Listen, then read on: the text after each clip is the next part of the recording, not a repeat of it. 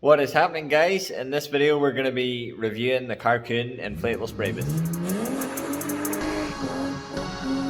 Came for my wins, I need my ends. This life is real, don't play pretend. Came off the bench, I get it in, I get it in, I get it in. Okay, so I'd really like the idea of just throwing this thing up in someone's driveway and doing smart repairs in it, because that is not happening, not unless you have 2 or 3 people with you. Because it is not light, and it would take up the whole back of a van. But I did leave the pump for it at the house, so me and the little dude are going to go and get it. The sweat dripping off me. Yeah, not fun to unroll by yourself anyway. So yeah, I'm going to go get the pump for this thing, and then we'll watch it inflate.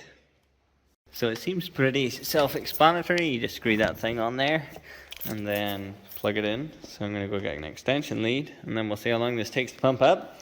Are you excited? Yeah, you're going to go in it?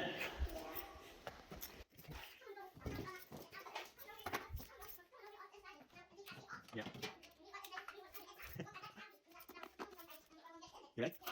And then it says main motor and booster, so I assume main motor.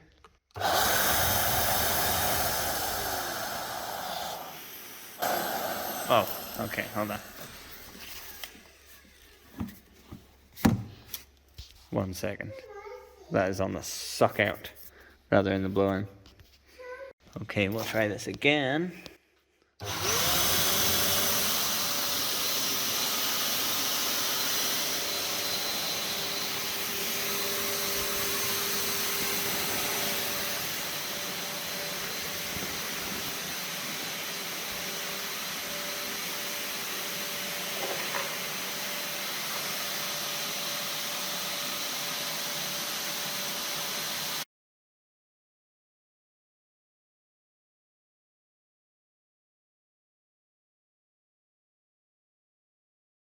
This is by far the coolest thing I have ever owned in my entire life.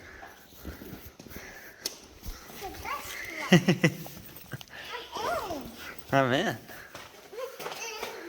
So obviously this is second hand, so it definitely needs cleaned. Like you can see, it's just dirty. But yeah, all in. I'm happy. Do you like it? So yeah, my plan is to leave it inflated overnight, and then that'll give me a good gauge of if it goes down overnight. The big thing with these spray booths compared to the Chinese ones is, well, they're supposed to hold their air overnight. So you don't paint a car and then it deflate over it, and you don't need to leave the motor running all night and stuff. So yeah, we'll see how it goes, but so far I'm super stoked by it. And I'll give you guys a proper tour tomorrow. Okay, so being completely upfront about it, I did come in today and it had deflated. So, I mean, I did have to deflate it because I had to do brakes on a Mercedes this morning.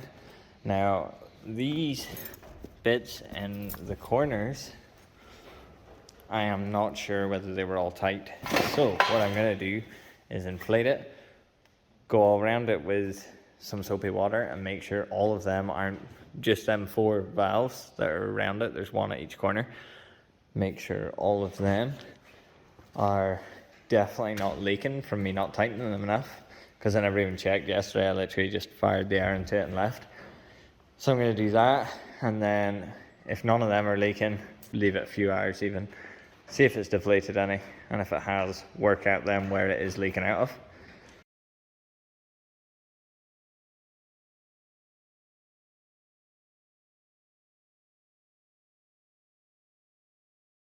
Okay, so we're reinflated, and I still can't get over how cool this thing is. So there was a tiny little leak on one of these tubes on the outside, which I've just taped over for the meantime. I'm hoping that was the problem. I don't see any more leaks in and around it. I've tightened up all the valves and none of them are leaking. So I'm gonna go get some food and then see what it's like when we get back. I've inflated it to the point where you can't, you can't squeeze it too hard. So yeah, here's hoping. I'm gonna go get food, come back, and hopefully it's just as inflated as it was when I left. So I've got the fan running at the minute, and you can see it just pushes everything out, because obviously it's a positive pressure spray booth. Now if we go in,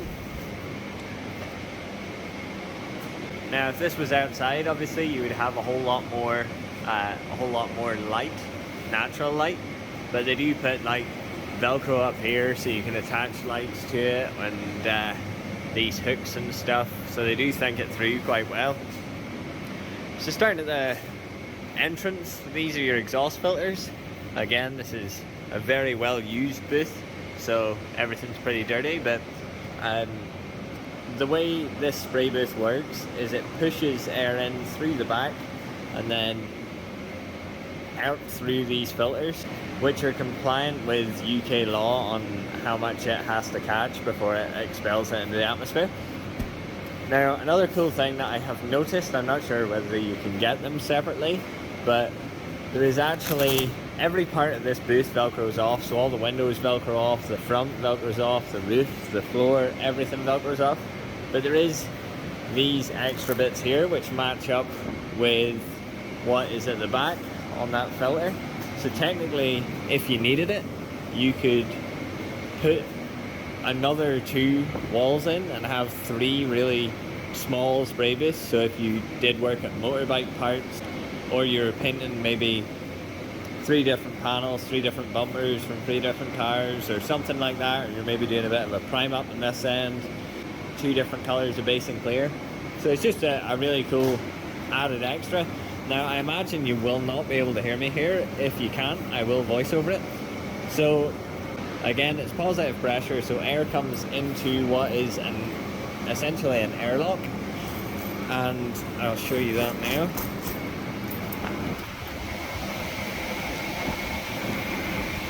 So air comes through this here from this fan here, and it comes through that hole, then it's pushed through these filters, and that creates the positive pressure in the rest of the booth. And then there's 2 zip up bags here to run your air lines through. Yeah, so your air line will come through here, which also zips up from the other side, which just basically adds to the dust-free environment. Now you can just see up there the gap above, it just shows how much pressure there is actually in this booth. Again, we don't know how quickly it's gonna clear the overspray out, but it's all looking promising so far. So I've just turned the fan off so you guys can definitely hear me. Without going into the actual science behind spray booths, what you're looking for in a spray booth of any description is positive pressure. Basically, positive pressure means you're forcing clean air in, which is then finding its way out, meaning it'll go out through the filters, and any small gaps, or if there is a hole like around the zips and stuff in this spray booth, it's never going to suck air in. So if you just put an extractor fan, a conventional extractor fan on this booth, obviously it's going to suck all of the walls in, and any small hole is going to be dragging in dirt from the rest of the workshop. So this is the ideal style of spray booth. Positive pressure is just the way most booths are made, and there is normally little dials on a spray booth that will tell you whether it's gone positive or negative, and then you can adjust the intake and the exhaust fans. The way this booth works, it just forces a load of air in and has plenty of places for the air to go to get out. Now, based off what I've been told, it does clear the overspray pretty well, and I mean, he's done full resprays and stuff in this exact spray booth. So for the price you pay by one of these booths, would I suggest so far that it is worth it? It's really a convenience thing. Now, I don't have the room for an actual spray booth. If I was to put a full downdraft spray booth in here, then we would have to prep cars outside and never use the lift. As you can see, the spray booth inflated comes too close to the lift to actually work on a car. In saying that, if you bought a spray booth, you could probably get one smaller than this and it would still do the job, but this just works out ideal for me because it is able to take up most of the workshop until I don't need it, and then I can roll it away, literally deflate it and just roll it up against the back wall. So that's what sort of put me on to the idea of an inflatable one. Cost wise, if you bought this spray booth new, you could probably, for similar sort of money, get a second hand side draft paint booth or semi downdraft paint booth that is fixed with a bake cycle and stuff like that. But I bought this obviously off a friend, I got it cheaper, yada yada. Long story short, this is hopefully the ideal job for me in this workshop. Now, these are designed with smart repair and stuff in mind. Would you really roll up, unload this from the back of a van and start painting a car for someone on their driveway? Yes and no is the answer to that. If there's two guys getting out of a van, a big van, a Sprinter or something, and you can throw this out, blow it up, and you're doing a big enough job, yes, it warrants getting it. But to be honest, if you're doing smart repair, you're probably better just with a gazebo. Like if you're doing on the driveway jobs, you're probably better with a gazebo.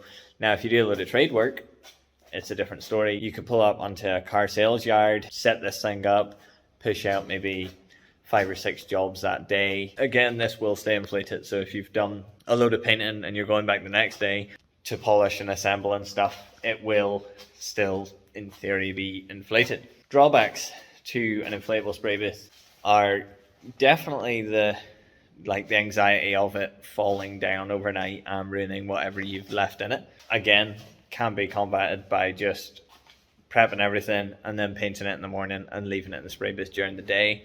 That way you're never away from the booth whilst something's drying, and then you can roll it up that evening or pull the car out of it that evening or whatever. Another drawback to it would be heat. To the best of my knowledge, there's no ideal way to heat an inflatable spray booth.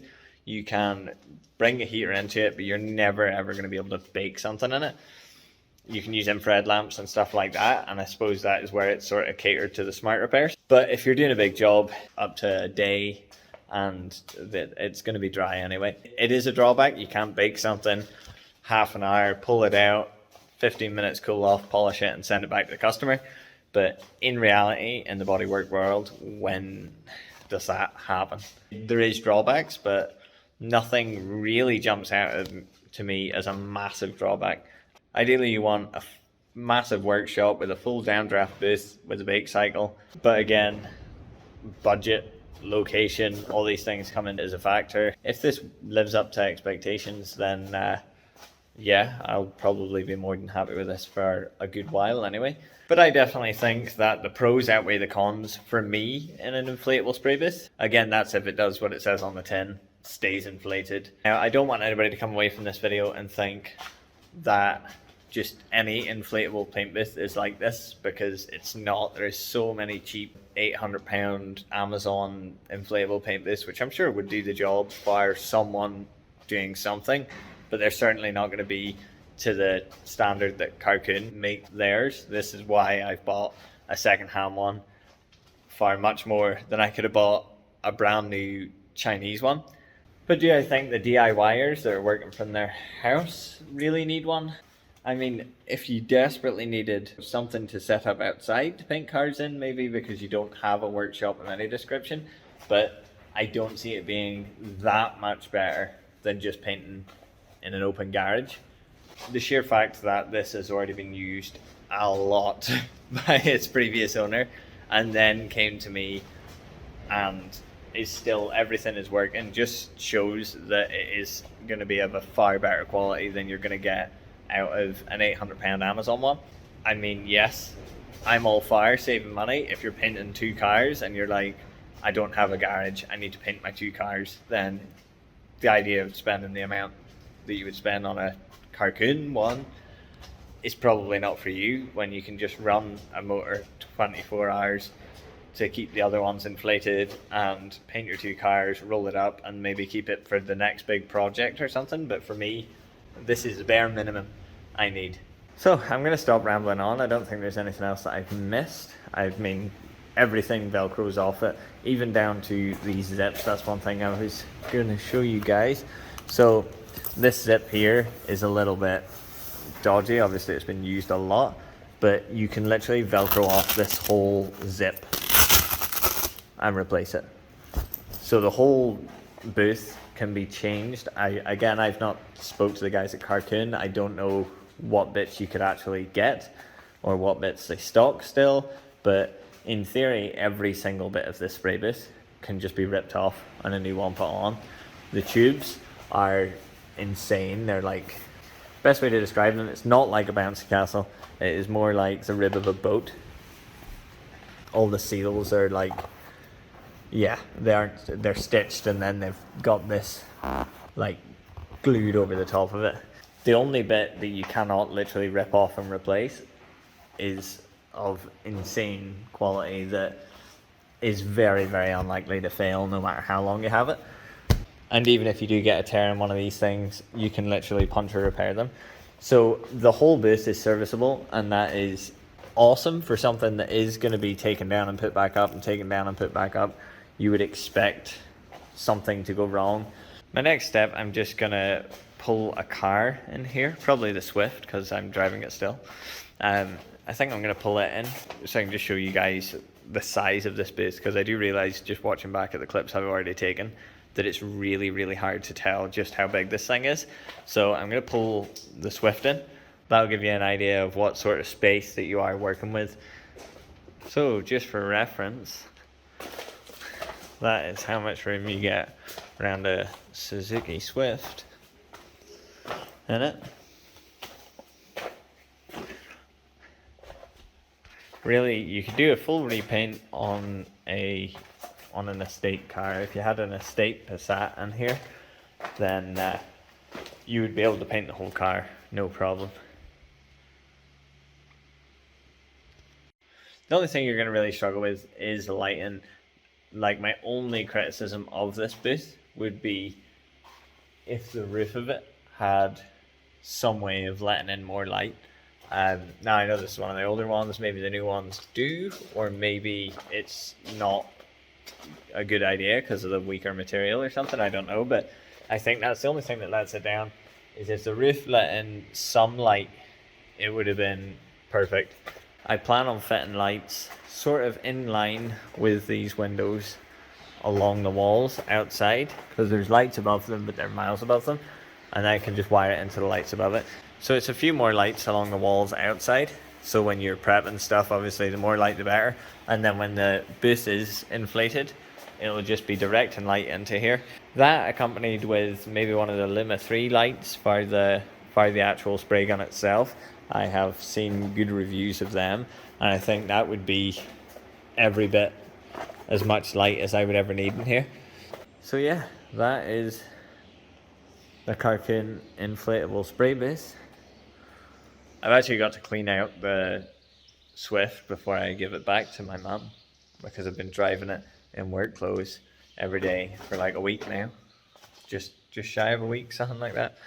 So I think I'm going to clean it out, and then I'll probably call that the end of this video.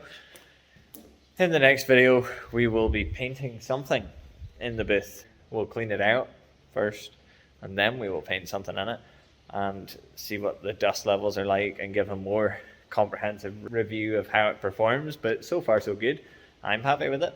So I'm going to call that a wrap for this video. As I say, we're going to be painting something in the next video, so I'll make that like a part 2 of the review. I'm just going to work out how I'm going to get some temporary lighting in there and stuff. So yeah, if you guys could smash a like, comment and subscribe, that would be sick, and I'll see you guys in the next one.